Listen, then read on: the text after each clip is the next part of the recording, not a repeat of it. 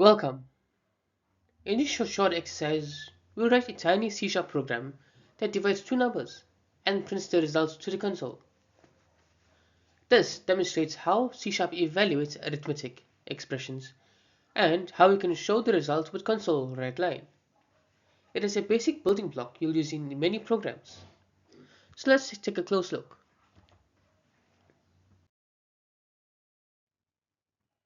The task is straightforward.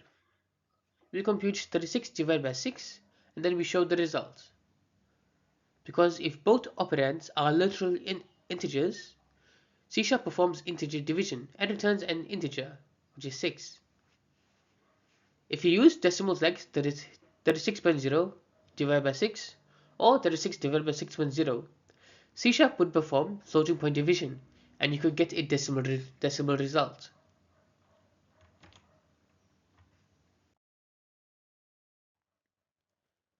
Here's the full program. We define a class exercise 3 and the main method, which is the entry point.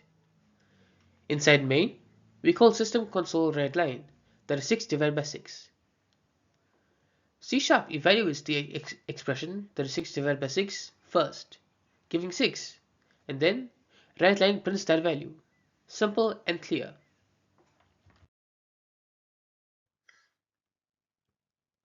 Execution begins in main.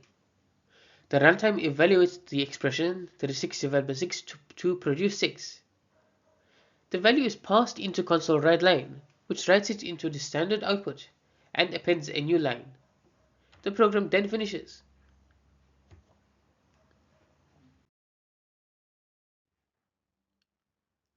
When we run this program, the expression, that is 6 divided by 6, evaluates to 6, and the console displays 6.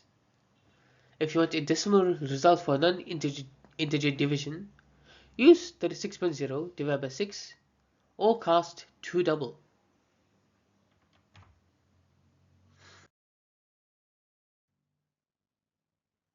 Division is everywhere, from simple calculators to billing systems, which is averages and ratios, and data analysis.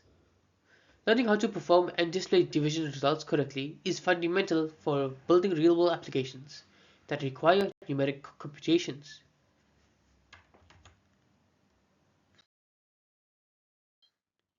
To wrap up, we've used C# to compute and print the result of dividing two numbers.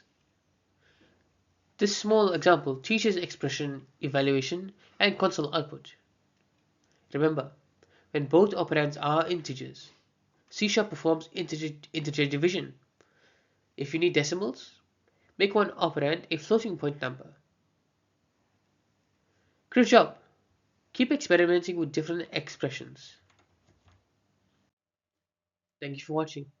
If you enjoyed this video, please make sure to like, share, and subscribe for more C# tutorials. I'll see you in the next one.